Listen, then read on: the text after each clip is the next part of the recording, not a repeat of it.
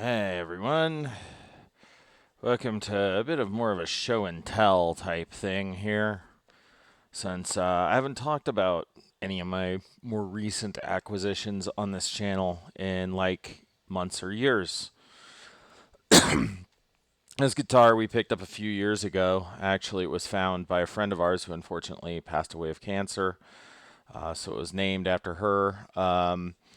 Say Fender DG04 FSR Dreadnought. It was found at a thrift shop for like $60 to $80. Now, what is the DG04 is kind of like Fender and Squire's standard low to mid-range acoustic guitar. Of course, this one isn't your standard version of that, though. I mean, the standard has like a spruce top and I think like a mahogany back and sides on it. This one has ash. I think it's even swamp ash, hence this beautiful figured grain pattern on it. So anyway, this was picked up at a thrift shop at a real steal, and it was basically just a standard acoustic until I started adding electronics to it, which we'll get to that in a minute. This is my first transducer install. So anyway, I believe based on the serial number, this is a 2002, probably, DG04 GBS. It is an FSR model, meaning Fender Special Run, meaning they made a limited run of these. This one was a little messed up. It did have some problems right off the bat. It needed the tuners, well, one of the tuners busted off, so we replaced them with this nice set of, I believe they're Grovers. No, these are Godos. Yeah, because I remember picking them. I wanted to upgrade it to these beautiful Godo tuners with the pearl butterbean buttons because I think those look a lot better on this guitar. Yes, this is the original headstock, showing it is an actual Fender. I like this Fender because it's got that skinny neck profile I like. That's on a lot of Fender guitars, Mustangs, Jaguars, that kind of thing. I don't think it's 24. I think it's 25 and a half, but it's got that thing. That said, you got yourself, I think it is 12, I think about 20 frets. You got these cool inlays. You got a bound neck. I did just fix this yesterday. It had a problem back here with the neck joint where the neck block was splitting. The neck itself is totally solid and rock solid, and on here it was just this block inside the acoustic guitar. I don't know if you can see it here, but if I tilt it this way, you see that dark colored block kind of under where the truss rod is, that piece of mahogany. I had to re-glue that back down, so I went ahead and took my favorite luthier glue of choice, some Tight Bond 2, and I just went ahead and glued it back in place. Actually, here's the bottle right down here that I used to fix. Here's the bottle right down here that I used on that. And yeah, it's good and solid now. The problem I was having was the action was too high. On acoustics, I'm okay with a little bit higher action because it makes them sound thicker and deeper. But I don't want it so high that it becomes impossible to play. Now that said, I did a few other experiments to get the action lower on this thing. One of the other ones is we're strung up with electric guitar strings right now. These are Ernie Ball 9 through 42s.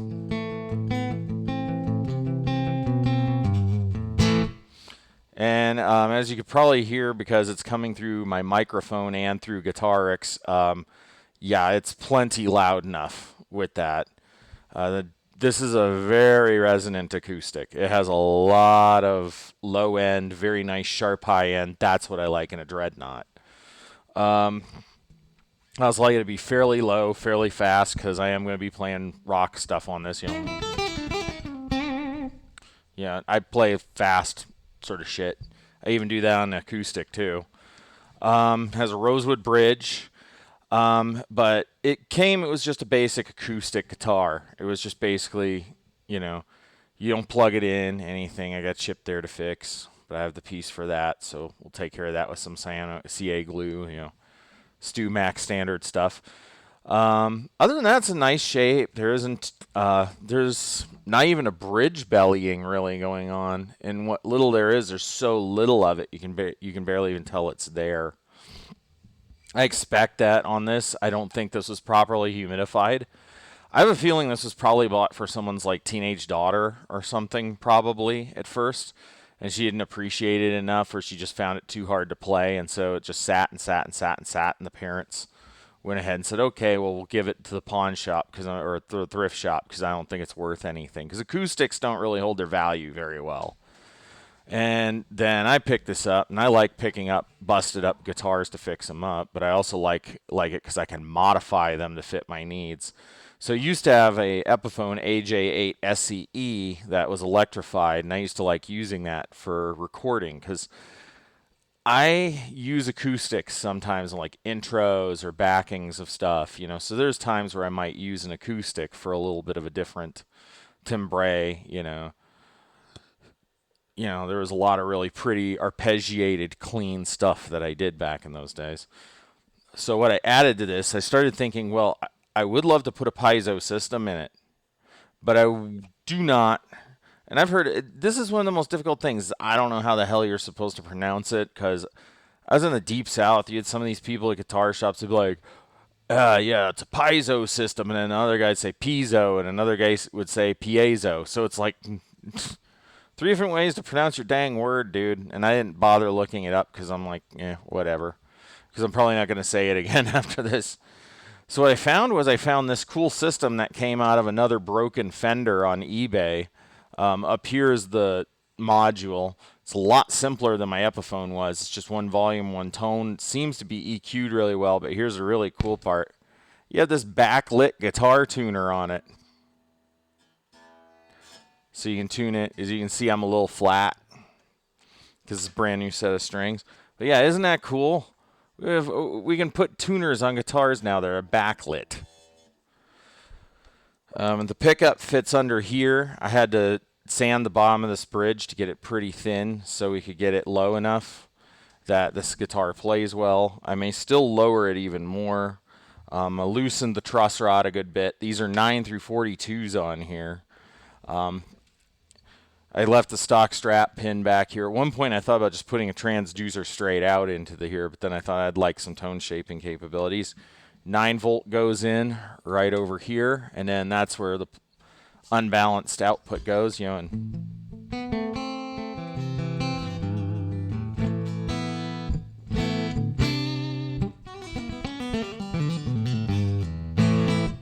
yeah. So you can use that tuner. We'll use that real quick.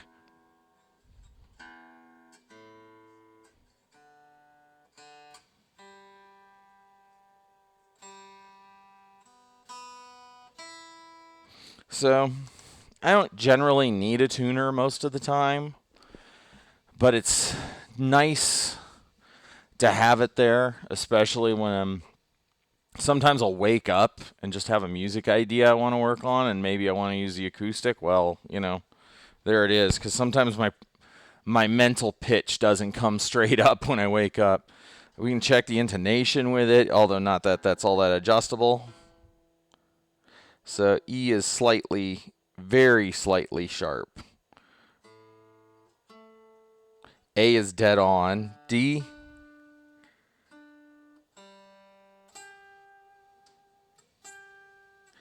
G, and the B and high E are like perfect. So yeah, I'm going to kind of talk a little bit about acoustics and the reason why there's not very often adjustable saddles on these. For starters, it's a pain in the neck to get that sound. This is really the interface that transfers your picked string to the body of the guitar. Yeah, you can hear that when I hit it, even the transducer goes off. Yeah. And then right here you got your volume knob, which I'm not turning up very far. It gets pretty loud, but I'm going to put it about...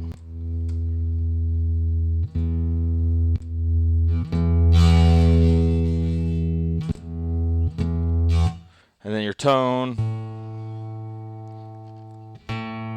which can get a little more trebly, or you can back it off for a little more tastefulness.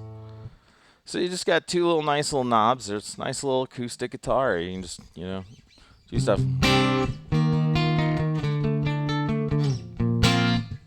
Yeah.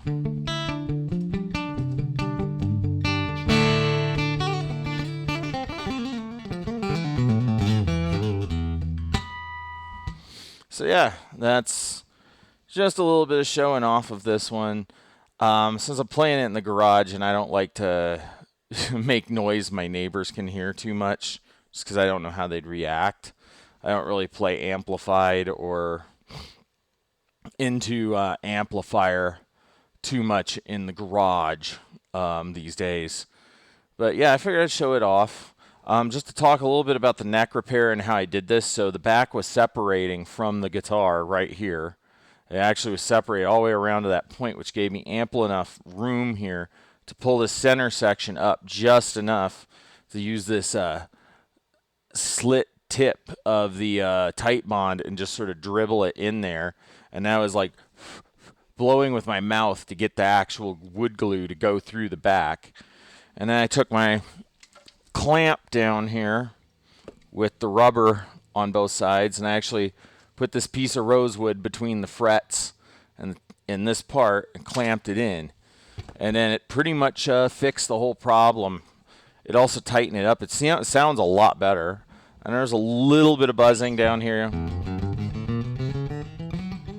Yeah. I know it buzzes a little when you turn it way up, when you hit it hard, but generally when I'm playing acoustic,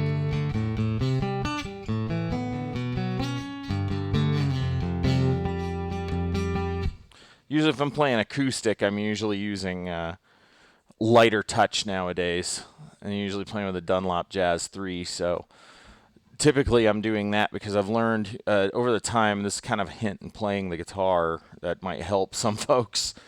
If you really want to get some real speed, get your guitar set up really, really well, and then learn how to play really lightly. Like, don't push these strings down too hard that they go sharp, but don't press them down so light that they deaden out like that. You want to get to a point where you kind of have the muscle memory to press them down just the right amount, and you want it to be just light enough on your feet that, you know, you can just kind of do just kind of lightly there, and then you don't have to pick as hard either. I usually just use a hard pick and pick light. So that's kind of what I do stylistically. And plus, a lot of the time when I'm playing with this, I'll be playing with a chorus on it or a reverb. That's typically... Let's go ahead and maybe dial that up on here. We'll create a new acoustic patch real quick in Guitarix. So we'll go in here, we'll find like, let's turn off tone control. Let's go down to modulation. Let's do a stereo chorus. So this would be more my kind of acoustic sound.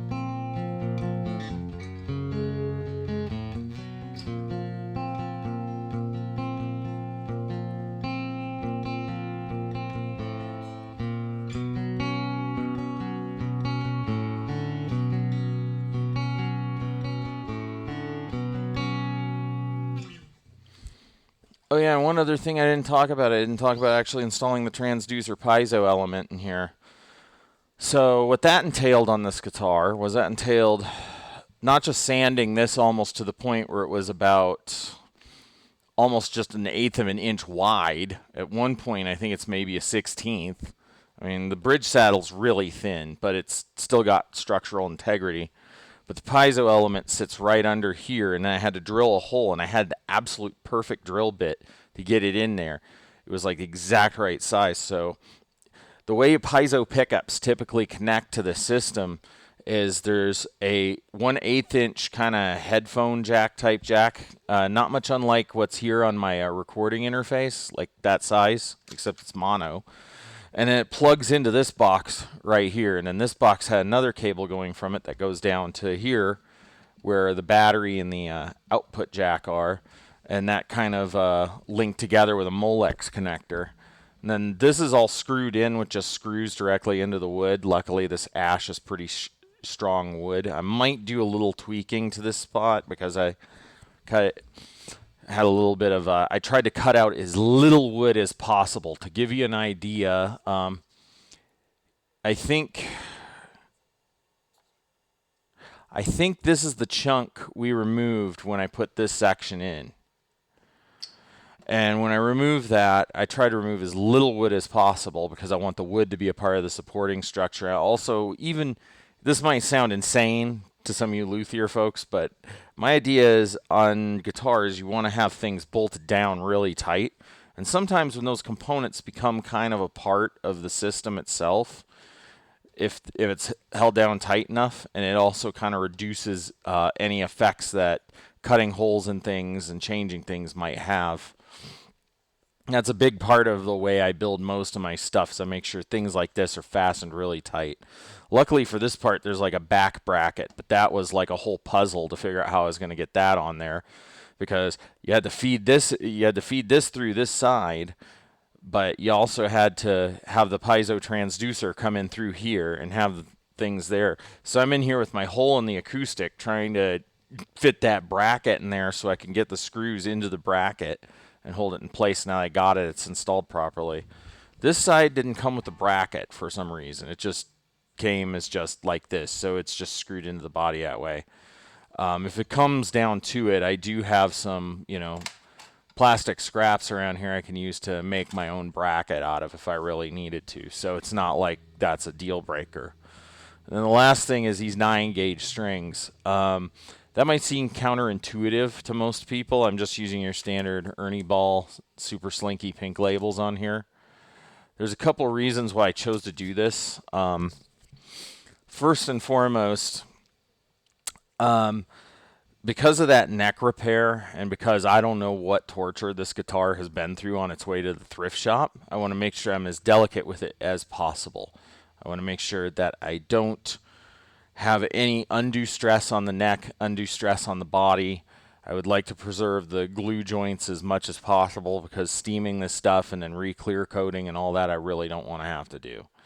So using lighter strings, even if it sacrifices a little bit of tone, which to me it doesn't sound like it has. This thing's really loud, like if I turn my volume all the way off here and I turn this all the way down, I mean, you can hear probably through my microphone just how loud this thing is,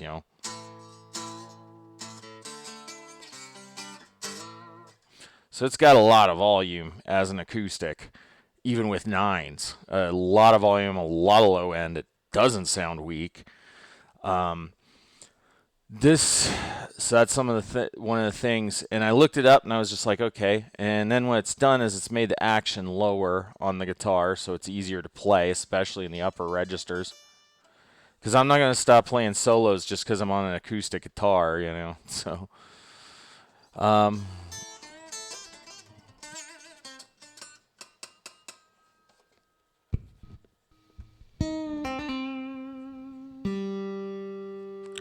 yeah, like we got all that different sound going on there.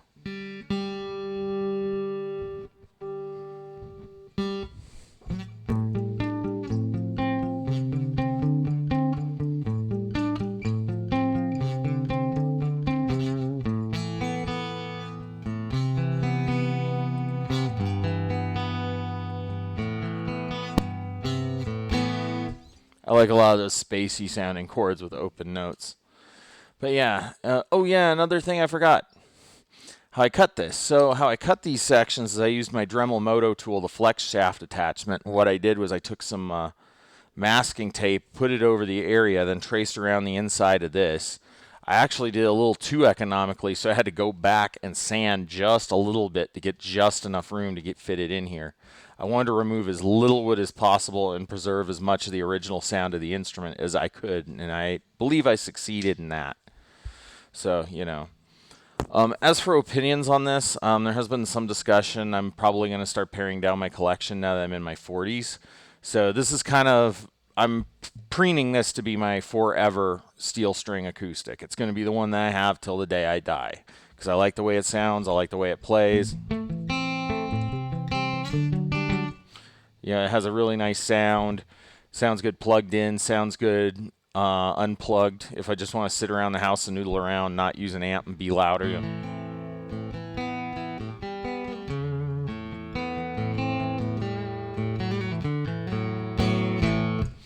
So, yep, that's pretty much it. The rundown of what I had to do on this. It wasn't really that big of a job. It wasn't that hard of a job.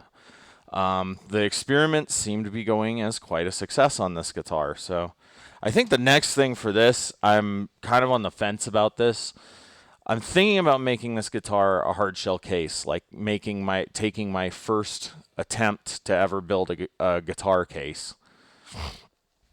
Build one completely specially designed to this one's shape, the proper amount of foam padding on all sides, make it kind of almost flight case level, because I really want to keep this one safe. That said, there will probably be another acoustic video in the future, because I have another Harmony acoustic. It's a nylon string that I'm going to be working on. I'm doing even more technical and elaborate things to that. Anyway, this is creepingnet signing out. Shall see you in the next video.